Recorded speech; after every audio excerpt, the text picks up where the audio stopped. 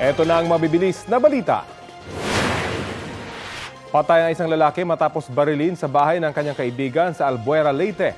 Ayon sa isang saksi, nakaupo noon sa kusina ang biktima nang dumating ang mga hindi pa nakikilalang suspect sa kanilang motorsiklo at binaril ang biktima. Tama ng bala sa dibdib ang tinamo ng biktima. Patuloy pa rin ang paghahanap sa mga nakatakas na suspect.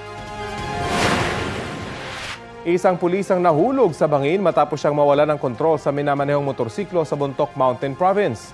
Nasa 20 metro ang lalim ng bangin. Gamit ang cellphone, natawagan ng biktima ang kanyang misis na siya namang tumawag ng rescuers. Nagpapagaling na ang biktima na nagtamo ng bali sa binti. Kapuso, alamin ang maiinit na balita. Bisitahin at mag-subscribe sa GMA Integrated News sa YouTube. Sa mga kapuso abroad, samahan niyo kami sa GMA Pinoy TV at sa www.gmanews.tv.